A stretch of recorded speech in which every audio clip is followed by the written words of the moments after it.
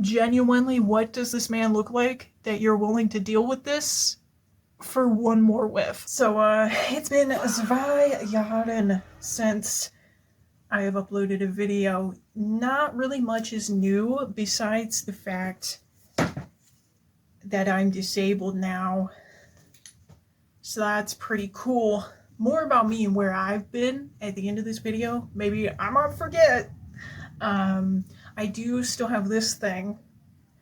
He's right there. I'm just not picking him up because I have spikes on. Today, we are going to be reading Woman Down by Colleen Hoover because the title is not clickbait or the thumbnail. It might be in both. It might be in neither. Who knows? But I have never read a Colleen Hoover. I've made it through the last 5 years of being aware of this woman's existence without having to crack open a cold one with her. Originally, I was going to read It Ends With Us because that's all my library had on audio and ebook. But I figured that if I ended up not liking it, I would feel better saying that about the most recent book instead of just seemingly hopping on a hate train about an author that nobody likes. I have to put a disclaimer on this video because, as I said, Colleen is not exactly liked. She's very controversial. And I will just tell you up front that I don't know about any of the drama. And typically when I do a review for a book like this where the author is kind of infamous, for example, Onision, I'm kind of thinking of this in the same way as I was thinking of my Onision review. I am reading the book on its own merits. If the book is good, it's good. If it's bad, it's bad. There is absolutely nothing wrong with reviews that talk about the author at length or talk about drama and stuff at length surrounding a book when they do a book review. That's just not what I usually do on this channel. This is going to be a spoiler-ridden review because I couldn't for the life of me find any way to accurately sum up my thoughts on this book without spoiling basically every part of it in like my analysis and my summary. We start the book in a way that is arguably good for the book, but bad for my heart and my soul. Because we start with a podcast, and to me it just feels criminal when we bring up technology in a book. I don't know why I have to write it into my own novella right now, and every time I hiss. I don't like it. Our main character, Petra Rose, which is not the worst name, but it is top 15 for me. She's an author. She wrote a book that everybody liked. It got made into a movie, and they cut out one of the main characters, and everybody, they didn't like that. No bueno. That's all you really need to know about it. It's quite possibly the stupidest incident to start a book with. To get away from backlash and protect her peace, Petra is going out to a cabin that she stays in to write, away from all the distractions. After she's settled in, her best friend Nora says, "Hey girl, we should do a live stream on the private Facebook group because all those people like you." And Petra hasn't been on social media because the entire cancellation or whatever has been very stressful for her. She's not been online. Except now the narrative, because the opposite would be more useful, is that people didn't like the book she wrote in the first place, and they also didn't like the movie adaptation. When we spent like solid paragraphs glazing how good the book was and how everybody loved it, and they bought merchandise, and that's why they were so upset about the movie. But it serves us better and sets up the relationship in this book if that isn't actually true. So instead of going back and editing that, we're just going to leave it in and we're going to start gaslighting the reader. Get used to it. Honestly, Nora is so much of a yes woman that it goes back from being supportive straight into being evil. And you know what? I love that for her. I think that's great. The next morning, Petra meets Mari, who is the rental cabin owner's wife. Mari is a middle-aged crash out, and I love her. This really serves no importance besides introducing us to Mari. I just felt like bringing it up because I love Mari. Next, the pigs show up. But even worse, the pigs are hot. Genuinely get a grip, Petra. I'm already sick of you. White women are fearless, dude. She doesn't even ask, like, why he's there. She's just like, okay, what do you need? Some guy committed suicide on the road is what they need to know about. She's like, oh, that's so sad. That's so sad. The pig's name is Nathan. He actually goes by Saint, which is his last name, but I know he's some crusty white guy, so I'm not calling him some emo bad boy name like Saint. Petra recounts this to Nora and Mari, which is in equally as poor taste as the previous scene. However, I bring this up because she says, Detective. However, I bring this up because she says Detective Nathaniel Saint is a name, which is very funny to me because Nathaniel's like down there with Herbert Bartholomew. Like, it's not. I don't agree with that statement. Petra texts Nathan later to ask if 1, they need her statement, 2, she can pick his brain about his job. He agrees to the latter and says that they don't need her statement. Now, I would be willing at this point if the narrative didn't treat it as though the route Petra is going here is like the normal professional route. And having read this, I know that the reason why we did this is solely because it's going to help a lot later down the line. We'll get there. Just hold your britches. When you throw out the structure and logic that makes a taboo, you throw out the forbidden appeal that you are relying on to make that taboo exciting. Oh, and also they kiss. A few days later, Petra admits to Mari that she kissed Nathan because Mari was present when he initially showed up, so she knows about like the crash. And Mari's a girl's girl. So far, we'll get to it. She's like, kiss him, kiss whoever you want, kiss women even. Ally, okay. In a good and pure world, I'd be writing the fanfic where Nora and Petra get together because Mari is like fujoing out. But, you know, this world is cruel and cold, so I'm not going to do that. I bring this up mostly so that I could make that joke, and also so that I could point out that Mari has not earned the right to be like the best friend role in this story. If anything, she should be telling this to Nora. But again, we don't do that because it helps the story later if we don't do that. It's all going according to plan. The plan was just made by a toddler. Like, I can forgive to a degree that Mari's overstepping a lot of boundaries, being the rental owner's wife, that they like Petra doesn't know at all, because Petra is famous and people, their brains slide right out of their anuses when they're around famous people. I can understand that she would be overly friendly and like really wanting to make connections because Mari is also an actress, sort of. So that would make sense to a degree. However, we haven't earned this. It takes a degree of trust, even with a stranger, to be like, well, they know who I am, but they probably won't tell anybody about this. And people probably won't believe them if they post it on Twitter. Why are you so bad at everything? It makes me mad. So even though I love it, I can't really forgive this dynamic that we didn't earn whatsoever. Now, from this point, Petra and Nathan get a lot closer. Maybe I should say they just hang out around each other because they really never learn anything about each other. I never learn anything about them. I feel like I'm in a three-way when nobody cares about each other. Petra and Nathan from that point on start fooling around and they agree to essentially roleplay scenes from her book so that she can get experience, she can know what it's like to be in those situations, and she can write better about it. Except it's potentially a 24/7 dynamic that they don't discuss. They do not set boundaries, they don't set rules, they don't really do any of that. And while that's not an excuse for the things that happen, because the things that happen are things that normal functioning adults know they shouldn't be doing. We'll get there. We'll get there, trust me. Either way, we start to see that Nathan is way too comfortable doing all of this, but Petra busts out thousands and thousands of words every time he comes over. So we're just gonna have to deal with it for now, because she's getting that done. And when I tell you that they are role-playing in a fair, I don't mean emotionally. Nuh-uh. There are not emotions at play here.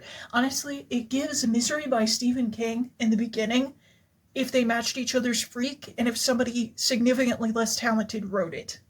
Now, this sort of duality with characters is actually really fun and a great idea. I love it. I would read a book that played with this trope a little bit better, because if we had built up who these characters were before jumping headfirst into this, if we knew who Nathan and who Petra were, we would be able to tell who Cam and who Rhea were, the characters that are from her book that they're role-playing respectively. But because we don't do that, we only have Petra saying, "Oh my god, the lines are blurring," as a way to tell if the lines are blurring. If it was just shown to us instead of told outright, I think it would have been a lot more engaging and a lot more rewarding as a reader, because if you notice ahead of the narrative, suddenly you feel really smart. And that's good. It's good to make your readers feel smart instead of making them feel stupid by holding their hand. They go on a date, and Nathan elaborates a little bit on his own marriage, and he's like, "It's totally okay that I'm cheating because my wife kind of doesn't like me anyways. She'd be happy to know someone else was getting use out of me." Okay. Sure, buddy. And then he's like, "It's low-key your fault anyways, because I have to help you with your book." I mean, what? It's not your fault, don't worry about it. Which one is it, girl? Which one is it? He then struggles to make an emotional connection with Petra because he is the personality of butternut squash. So I imagine it's probably pretty difficult for him to do that with anybody. Way happier to say that Nora comes back for a quick glaze session with Petra. It's so entertaining to me to watch two people who know absolutely nothing and are probably the most superficial beings on the planet just hype each other up. It's so funny. They always do it the same exact way. Also, Petra has 40,000 words written. I have 15,000 words written, and my deadline for 20,000 was today. So it was actually today, not yesterday when I filmed that, and I surpassed my goal. And while Petra is kicking her feet over her best friend, her roommate, maybe, her house gets broken into. Not worth kicking your feet over unless you're into that, I guess. I don't know, some people are. She's not. She's not, though, to be clear. At first, Petra hopes that it's Nathan taking things too far because she would prefer that over a stranger doing it. I don't know why she thinks that that would make her safer, considering, girl, he broke into your house when you explicitly, I'm pretty sure there's a line where she's like, "I don't know if I want to do like the kidnapping and like the injury scenes because I don't actually want to get hurt." And then he does it anyways, but I digress. Most of it was realistic, and I actually kind of enjoyed it. Not gonna lie. I thought that it made sense for the most part, that it was adequately tense. I was engaged, really, for the first time since I opened the book. It doesn't last, because Colleen Hoover has to rip it from my cold dead hands every time I enjoy this book. That said, I still had this on 2x speed because I wanted to be through with it. Petra gets drugged through her house, tied up, duct tape over her mouth. The intruder leaves, she manages to escape her bonds, and then Nathan comes in. And she's like, "Oh my god, it was him!" And this is why when you start playing with the fabric of reality in a relationship, you discuss it. You make sure everybody's on the same page. Catch a charge. He should have caught a charge for this. Don't like it. Petra is having a panic attack. Reasonably. I may not like her, but poor girl. You didn't deserve all of that. Nathan barges into the bathroom and starts cornering her physically and emotionally. I don't think he doesn't do anything that I would consider assault. But I was scared it was gonna go there. I was really scared. But still, instead of tucking his tail between his legs, realizing he did something wrong, getting out so Petra can decide if she wants to press charges or not, he tries to do damage control and it does nothing but more damage. And while I know that some people will say that this is an unrealistic part of the whole scene, to this point I was still holding out hope that it would end up being one that I actually liked, because I didn't expect it to be this way from the way that I heard it described by somebody else, and I was pleasantly surprised that it was actually somewhat realistic, that I could kind of get behind it, because Nathan is insane, but Petra throughout the scene is not enjoying it. In her internal monologue, she's like, "I should this guy for having done this to me. This is messed up. I don't like this." But by the end of the scene, she is turning to Nathan for comfort, which I don't think is unrealistic with an addendum. The victim turning to the abuser for comfort after the abuser has just done something is not impossible. That's actually a very common thing. Usually when there's a bit more of a bond between the two, when it's like long-term emotional abuse, long-term verbal abuse, that's when you would start expecting that sort of thing to happen. Not when a strange man that you don't know breaks into your house and does what Nathan does. And then we throw it all away. We let the wind take it wherever it wants because we start not romanticizing, but forgiving and forgetting a little too much, a little too quickly. Genuinely, what does this man look like that you're willing to deal with this for one more whiff? Like, I don't understand. So by the end, what was one of my favorite scenes in the book has now been crushed under the boot of insta-love, or I don't know, a grave misunderstanding of Stockholm Syndrome. I'm not really sure what the reasoning was, and rubbed into the carpet. It is now just a speck of dirt on the floor. Cool. That's so disappointing. Anyways, when Nathan leaves, Petra tries to follow him home in the most chalant way possible. Genuinely one of the funniest scenes in the entire book, because she's doing it so badly that it reminds me of those videos from that guy who like captions them POV, I'm stalking you, but I'm slowly getting better at it. That said, okay, if Petra matched Nathan's freak and they got into a little cat and mouse chase, I saw the devil type thing, I would have been down. I would have been down to clown. They don't do that though. Nathan's like, don't follow me. Stop digging, Petra. And that's when you start Googling names and addresses. Then they argue while she's on the car and he's... Anyways, I need you to peep the shirt. Get that at Goodwill. That's where the heat's at. I'm gonna put this... By this I mean my hair. I'm gonna put my hair back over that because I don't know how I feel about this being the only legible word on my shirt. After the break-in, Petra and Nathan do not talk for 2 days, and then we get one of the first major twists in the book. Petra's married and has kids. Oops. We find out that she has a husband and kids because they just kind of show up to the writing retreat, and while she does have a pretty reasonable reaction to that, I feel like even that is kind of subtracted from by this twist coming out of not nowhere, because there is foreshadowing. It's just not enough, and it's not in the right places. I would be lying if I said that the drama wasn't juicy and that it wasn't the most fun that I had in this entire book, though.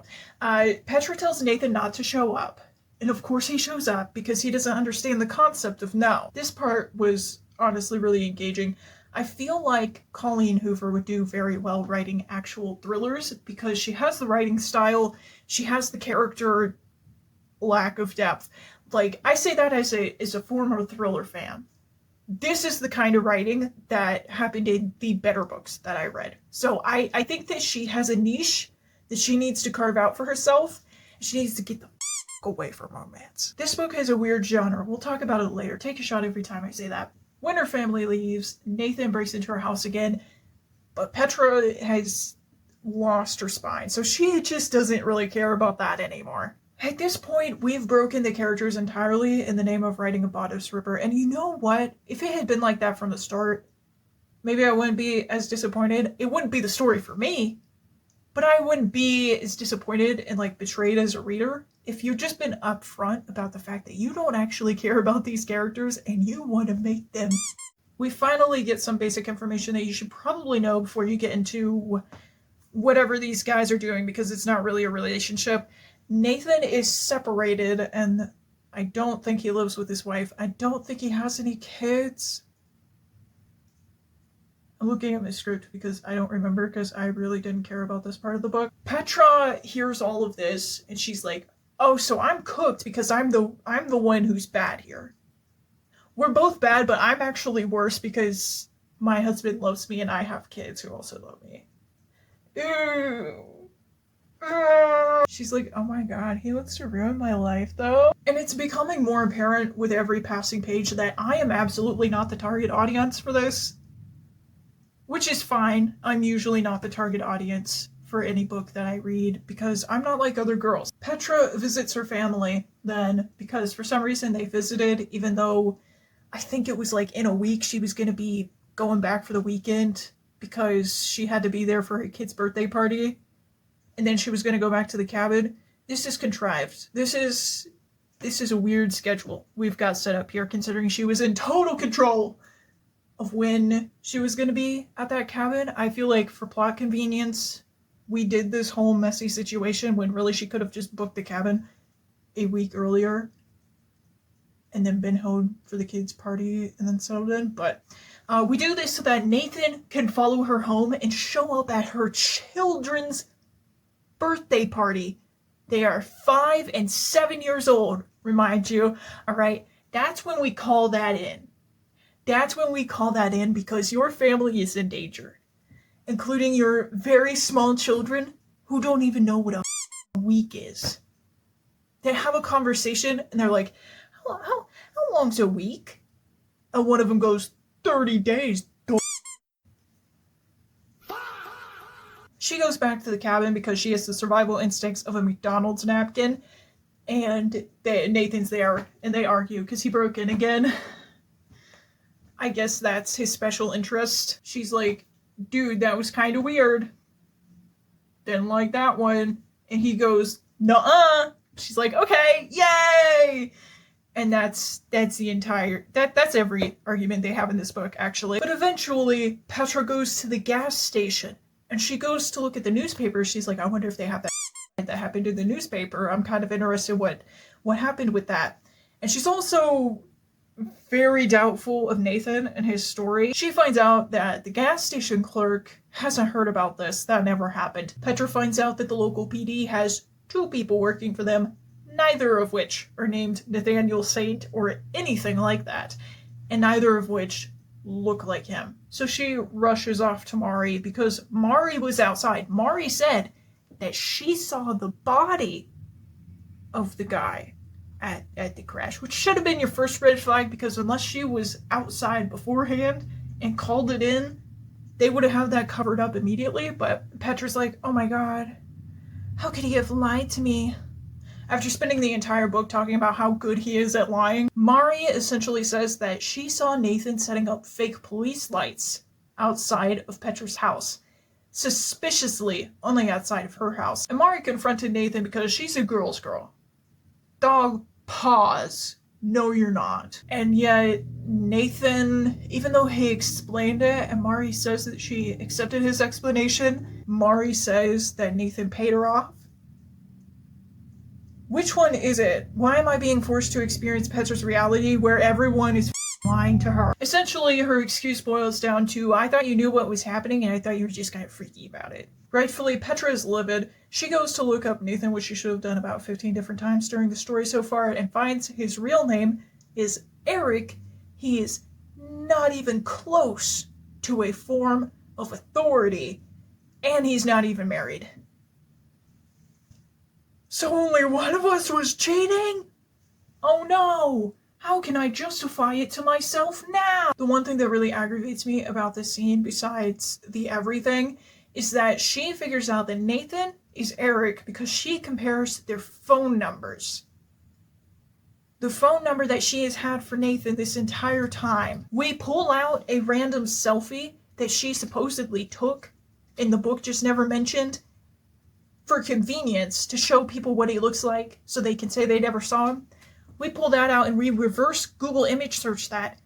Instead of looking up the phone number, Nathan shows up because it's convenient for the plot. Turns out he was in her private Facebook group from the beginning of the story, and he watched the live stream where Petra said that she wanted to be a better writer by living the things that she writes about. And Nathan heard that. He was like, I've been waiting for a chance to commit a felony. She almost has a reasonable reaction to that, and then we ruin it in the 11th hour. And there's assault. I'm shocked that it took this far into the book for us to get an assault scene. given the reputation that unwittingly precedes Colleen Hoover, but also because I've been scorned by every thriller and romance I've ever read. So at this point, I just expect there to be something like that. It wasn't as bad as I thought it would be, but it was still there. She's on her book tour doing an author panel, and guess who is there? Mari. No, it's Nathan. It's always Nathan. I can't get away from this guy. Also, the book is dedicated to Saint because Petra is not really sure what that guy's gonna do if she doesn't follow through with his wishes for her to dedicate the book to him. And apparently the last two twists were not enough because it turns out that Nathan is a friend of Nora, an online friend, and Nora is actually one of the dumbest characters in the book because she sent a grown man to the cabin where her best friend, who is a woman, was going to be staying for an extended period of time completely alone. IQ of a soggy pear. Okay, Nora, I don't like you so much anymore, girl. And then, because that's not enough either, the book ends on Nathan booking a cabin at the same lake area that Petra usually books them, prepaid, and he sends her an email and shoots off a one-liner. Before I even get into the actual review here, I think it's obvious that the book would have been 500 times less weak in the ending knees if we had just ended it when Petra spotted him at the author panel. We didn't need 5 more mediocre twists and ideas. I think they solely serve as fanfiction and or sequel bait, honestly. I will be honest in saying that technically this book has a plot, it has characters, it has themes, it has symbolism, but in a meaningful sense, it has none of those things. But I'm going to try my best to give credit where credit is due.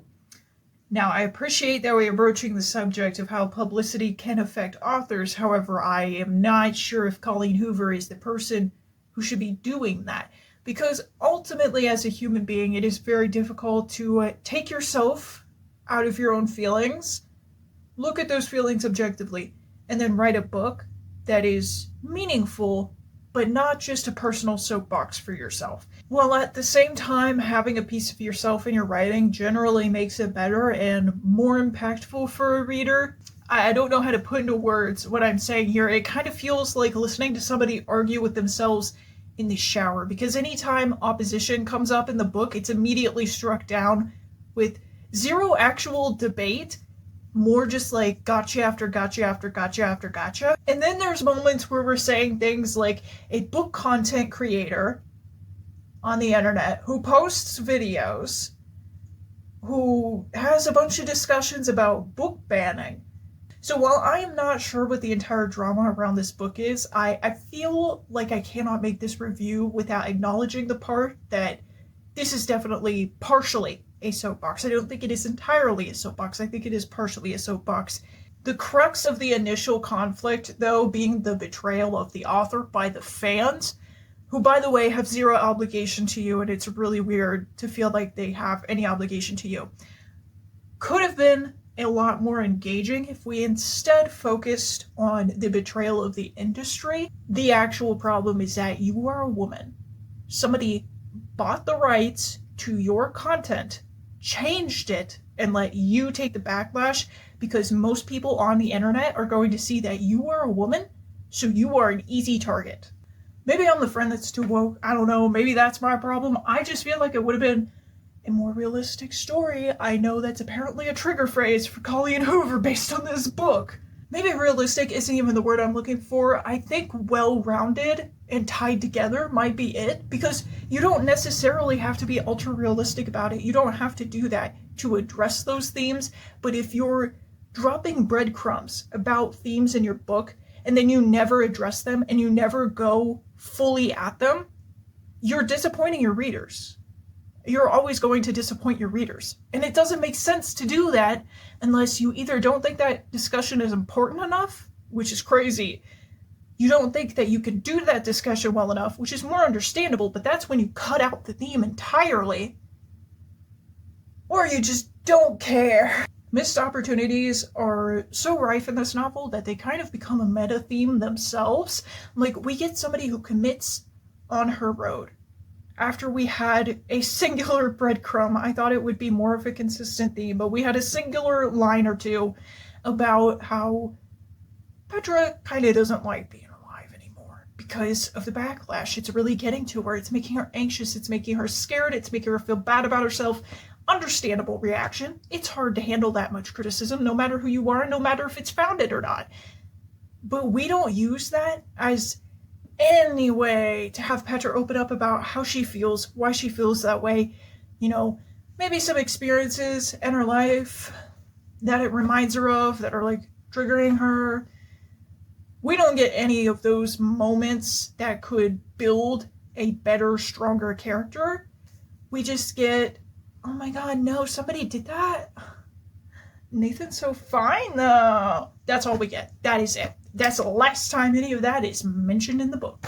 As for the writing itself, moving out of analyzing the story at large and going down into the nitty-gritty details of what I thought, reading A Short Stay in Hell by Stephen L. Peck taught me to appreciate book talk slop. Appreciate doesn't mean I liked it. Appreciate just means I'm glad that it wasn't worse, because being boring and not that bad is honestly maybe worse than being bad. At least when I was reading A Short Stay in Hell, I was laughing for the most part. It goes on for about 40 extra pages after the point that it stops being funny, but I digress. This isn't a video about that book. It's about Colleen Hoover's book.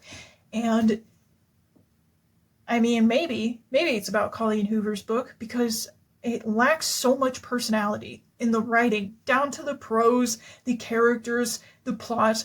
Nothing has a particular personality or any really signature to it where I could differentiate Colleen Hoover from Katie Kitamura. Except Katie Kitamura generally wouldn't write nearly as many actual events into a story as Colleen Hoover did. So I don't know, maybe that'll count as a personality trait. Depends how nice you are. I'm not a nice person, so I don't count it. I think that lacking personality is one of the worst parts about it, but it also lacks beauty. It lacks style. It lacks poetry. It lacks anything that would make up for the fact that it's kind of bland and boring by zhuzhing up the prose itself to make the prose its own draw to the book. I feel like the draw is supposed to be the characters and the plot, but how am I supposed to care about anything within the box if the box looks like somebody drop-kicked it before they put it on my porch? I made a video a long time ago about how awful book covers are nowadays, and by awful, I mean boring. Just straight up boring. It's the same thing over and over and over and over again. It's almost like the box is a great indicator of what's inside. And people hate it when you complain about these sorts of things by saying that, oh, well, the writing is accessible and that's what's most important. And yeah, bad writing makes writing more accessible in the same way that if you put a dog turd inside the house, it's more accessible to someone who can't leave the house than if the dog turd had just been left on the front yard. As a disabled person, do not be blaming me for this. And like, I wish that I read this sort of genre more regularly so that I could give you an actual romantic suspense book that is good and accessible, because those do exist. For example, I think that Michael Crichton is incredibly accessible most of the more advanced concepts because it's typically science fiction or like a sci-fi thriller.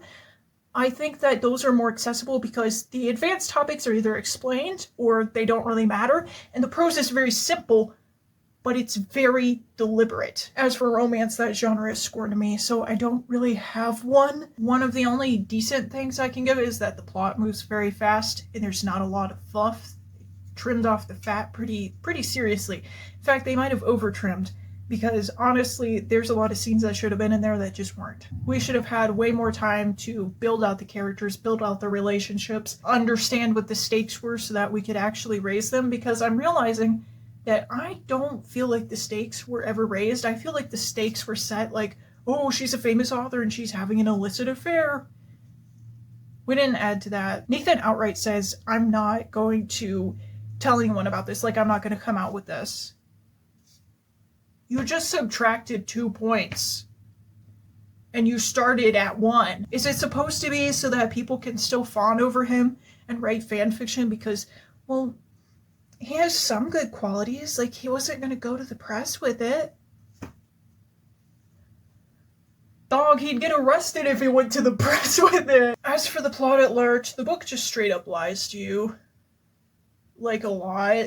Like, we say one thing and then we do another on the same page. Petra says that she's worried Nathan's wife will see the texts between them, and then she's mentioning being the other woman in a text message to him. And there's no internal, like, oh, I got ahead of myself, now I can't delete it because it was a text message, so it's still going to be on his phone if he doesn't delete it, blah, blah, blah. None of that. We lie, we contradict ourselves, and then we move on without even trying really to gaslight. It's like the laziest gaslighting I've ever been through in my entire life. In that same vein, the plot twist that Petra is married is fun and flirty. I'll be the first to admit it. However, her husband hasn't contacted her the entire time she was away. Also, why, when he has never done this before, did her husband show up at her writing retreat with no forewarning as a surprise? Of course, besides for plot convenience. We could have set that twist in particular up way better, and we just chose not to because it would have been inconvenient. And I don't even know. It wouldn't even have given too much away. I feel like it takes a lot of skill to hide a fact as big as that from your reader and yet also have adequate foreshadowing so when the twist comes up, it doesn't seem like you're just pulling things out of your rear. However, I still think it's doable. I think that Colleen Hoover just really failed. And I have a lot of feelings about that particular twist. I just don't know how to feel about it in the end because I'm disappointed. I don't want to say I hate it, but I'm really disappointed by it. Also, considering the fact that she's staying in a rental vacation cabin and also lives... The fact that she's staying in a rental vacation cabin for several weeks and was complaining about expensive luggage that she had being banked up by the brokey cabin rental owner. Even if she didn't buy the luggage, it was gifted to her, but I don't care about that detail. She's still complaining about it like a rich person would. And then we have like, oh, suddenly they're in financial stress. Except her husband gets mad at her over it. And this is why I say that they're both pathetic. He gets mad at her and he's like, well, you write stories for a living. I have to go to work in an office. I have to go to board meetings. You don't know what stress is.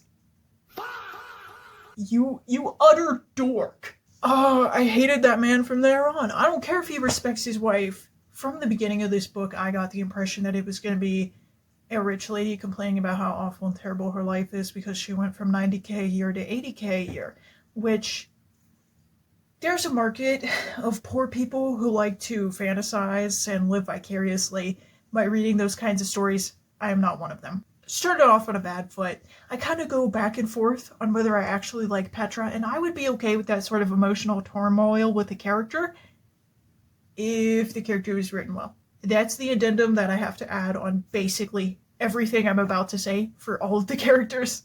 And like, I'm supposed to feel sorry because this is the last time she gets to go on a writing retreat vacation. Is Colleen aware of the general state of the economy? Something that I really despised about Petra, though, was that she both has survival instincts and she does not. She regularly flip-flops between knowing what it's like to be a woman in the world and apparently never having considered potential danger before. When she meets Louis, the owner of the cabin that she stays in, she does consider how to get out of the situation because he's a big, strong man and she's a woman alone. She doesn't have any friends here, so she feels a little bit unsafe. But she booked the cabin under her author name, and he knows who she is because in this universe, it's hard not to. She's very well known by people because of the recent vitriol directed at her. And the reason that she booked under her name instead of making up a pseudonym is because she was too lazy to make a burner email. Honestly, being too lazy to make a burner email is a great descriptor for this character overall. That's one of the only personality traits that I can name about her besides being an author and being negative. Which being negative isn't a bad one. Me too, girl. But get up. There's also the fact that when Nathan is initially in her house, he asks if she's here alone because he doesn't see a wedding ring, and he suggests that she gets a wedding ring and wears it when she's in town and stuff so that people don't think that she's here alone. And immediately upon that, she's like, oh my god, is it dangerous here? Girl, it's dangerous everywhere. You're a woman and you are alone right now. You are in danger implicitly. And you know, some people don't really think about those things. Some people haven't been taught to think about those things, sadly. The thing is, Petra, before this scene, is standing with Louis and is like, this is a strong man. How do I get out of this situation if it goes badly? When nothing is going badly, like he's just saying hi and introducing her to the cabin. She's thinking about how to get out of that situation. She's thinking about pepper spray she has on her. She's understanding that there is implicit danger because she is a woman alone with a man who is stronger than her. And then later on with Nathan, she's like, oh my god, people consider that? Yet again, the book is just lying to us about the characters and thinks we're not going to notice. Genuinely, we don't make a single decision that has nothing to do with how sexy and hot and oh my god, these characters are. Which we really don't even make that many decisions about that because I can't tell you what any of these people look like except for Mari, my queen. Of course, she's the only one who did it right. And you can make a character with exclusively negative traits. I absolutely am not saying that you cannot do that. I enjoy stories like that. Like I said, I'm jaded and evil. I like that in stories. However, I don't know anything about this character. I don't know anything about her history. I don't know why she writes books. I don't know when she started writing books. I don't know what she enjoys about it. I really don't know anything about her. You don't do anything with their personality. You do nothing with their history. You do nothing with the events of the book. I just don't care about that character. That character is meaningless to me. That character could be anyone. Book talk is a scourge on the earth. Genuinely. I hate it. I'm so glad TikTok is like outright evil now. And everybody is not using it anymore. Right? Right? We're not using TikTok anymore, right? Right? Let's move on to Nathaniel. I refuse to call him Saint. Now, from the start of the book, Nathaniel was actually one of the characters with the strongest descriptions. Aside from whenever everybody was talking about how hot he is and not really expanding on that, I think the only physical description we got of him was he's got a muscly back. And he's tan, I think. That's all we got. But in the beginning, the way his presence is described is very good. Excellent. If you are into that sort of thing, then he came across very domineering, very commanding. And I think that was very well done. I think personally that all of the descriptions of his looks should have been cut and we should have just relied on his presence. Because I do understand that these characters are bland to a degree because it's a romance and you're supposed to self-insert and you're supposed to imagine whoever you want in the role of the romantic partner. Doesn't make it any less boring of a story. Doesn't make the characters any better. But I understand that that is typical for this genre and that it's probably a deliberate choice in some places rather than active incompetence. Obviously, it falls apart and we're not really supposed to like this guy anymore and he's just kind of a loser and a dork and a nerd. At least I hope we're not supposed to like that guy anymore. But from the beginning of the book to even the end of the book, we could have been relying on these much stronger descriptors that Colleen is not half bad at writing. Although they do get very repetitive, but at least the formula was alright to start with. We could have been relying on that to make Nathan a much more attractive character overall. Having that emphasized more would have made the themes of like, oh, well, Shepard, her husband's name, is so, he's so pliant. He's so agreeable. He's so soft. He's so romantic. And then Nathan is supposed to be, cold, dark, mysterious, tall, handsome. I think it would have made it stronger if we did a little more work in that regard. All of that said, since we have no idea what Nathan looks like, I am picturing Dutch Vanderlyn in his place, and I don't want a single one of you to disrupt my piece on that if I missed a descriptor that he's blonde or something. And also on Nathan's personality, I feel like people are going to call him unrealistic. It's actually pretty realistic. To the point that I feel that I can easily communicate my fears in making a video about a book like this, as somebody who looks like this and sounds like this, by simply saying that I'm afraid of Nathaniel Saint. You see this guy on the news all the time. You see this guy on Facebook harassing random women all the time. You see this guy in every comment section when a woman posts a video on the internet. You are afraid of this guy when you go to your car at night and there's not enough streetlights around. He's everywhere. Oh my god, Colleen's a genius. He is everywhere. That's why we can't escape him. And that's honestly part of why I think that this book would be so much better as a flat-out thriller or psychological horror. We don't even have to disregard, like, the romantic entanglement.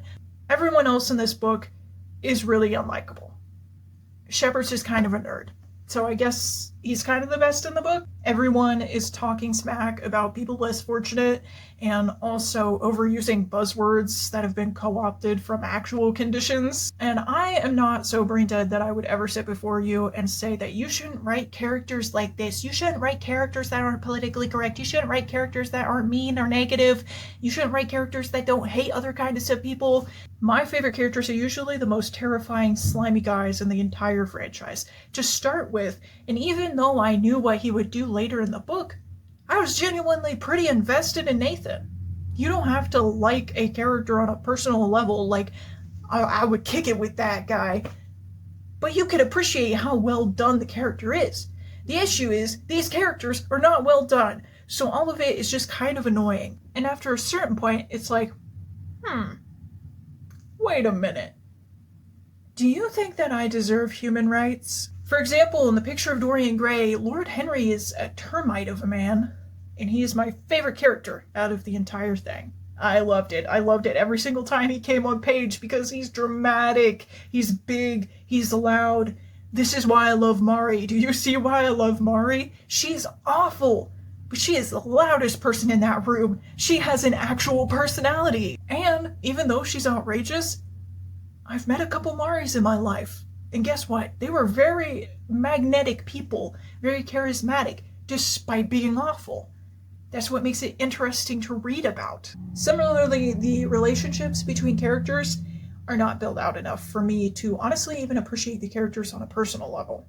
We don't have setup of who the characters are by themselves, as I've said so many times about Petra, so why am I supposed to care about them having a relationship with another character who I also don't know? If you're drop kicking a box onto my porch, I don't really care about the second one if it's in the same condition. Honestly, if you read this as a thriller, it's weak, but it's passable. It's permissible. I'll allow it. I still would recommend Michael Crichton over this if you want an accessible, easily digestible thriller that actually has something to say. Because this book clearly has something it wants to say. It has a lot of things it wants to say, it just does it poorly. So you can't really argue like, well, books don't have to say anything to have meaning. They don't, but this one is trying to and failing, so I'm going to recommend something that does it and doesn't fail. As a romance, or even as a romantic suspense, it fails spectacularly. Oh my goodness, boy, you are fat. Honestly, the genre of this book is very strange to me, and genre-bending fiction is not a bad thing. I don't think that a book needs to be able to be put into a neat little category to be good or to feel cohesive whatsoever. And I understand that to market to readers nowadays and to obey the publishing industry, because honestly, I don't think readers really care that much, you have to be able to put your book into a box and you have to be able to market it that way. I understand that. That's not something that an author can really help. And I have a lot of opinions on that with Colleen Hoover specifically. But I digress. The issue is that all of that considered, the book is clumsy. It's unorganized. It doesn't really know what it's doing. And again, it gaslights you every chance that it gets. And while I wouldn't consider this a romance, which is part of why I feel very conflicted about the genre that it's marketed as and the general visage that Colleen Hoover upholds as an author, I will say on the issue of dark romance that it is a complex one. I think that you can write about whatever you want. You should write about whatever you want. The only thing that you need to do is to write it well. So I don't think this book's plot is necessarily an issue.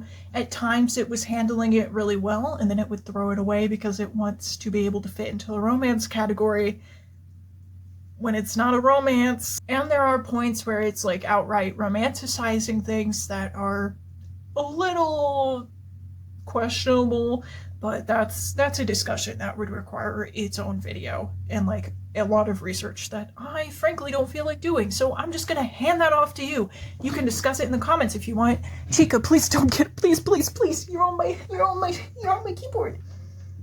Oh, when you move the script, I don't know what I'm supposed to say now. He turned on caps lock and muted the microphone. Even without changing the concept of the entire story, I think that it has potential. That potential was just failed repeatedly on every single level at the last minute. So I'm pretty let down, even though I mean, I'm somewhat aware of Colleen Hoover. I'm not incredibly aware of like all the controversies around her and all the stuff in her books.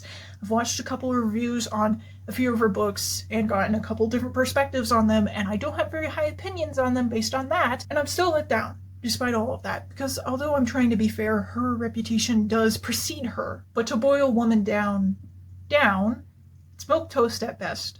Boring at the absolute, well, boring and petty at the absolute worst. We can't ignore the context if we're gonna say what it is at the worst. It did have me in a few parts, but it lost me very quickly each and every time.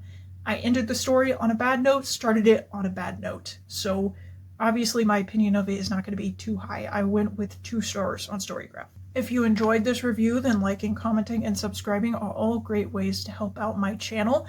I would like to know what you thought if you read this book. If you have opinions on like the general zeitgeist about this too, then that's okay. Even though we didn't really talk about it, you can feel free to share those as well. Also, if this flops, I'll be really sad. So you should help. You should help support me. I'll be really sad and I'll cry. And honestly, that's like really ugly and loud, and I don't think you want to hear that. But also, it's not your fault if you don't, because I was just helping you with your book. You can find me at bucksface on the StoryGraph or on Etsy under TheBadBazaar, or you can follow me on Instagram at Palicky. I just post art on there. I don't do anything related to books on there, but as for where I've been job searching, mostly, I got extremely sick 2 years ago and it's all been downhill from there, so I'm not doing too hot, big dogs. Let me be real with you. But I've been trying to read a lot more because I put my phone down one day and I was like, wow, I think this is actively rotting my brain. I started reading. I'm going to try and start up this channel again because if I don't have anything to do, I'm going to go crazy. We're moving on up in the world. The lion has gotten motivation back. Please support the lion by sharing this video. Please, the lion really needs it, please. Also, thank you for watching. I'm a terrible person. I didn't even think to say that.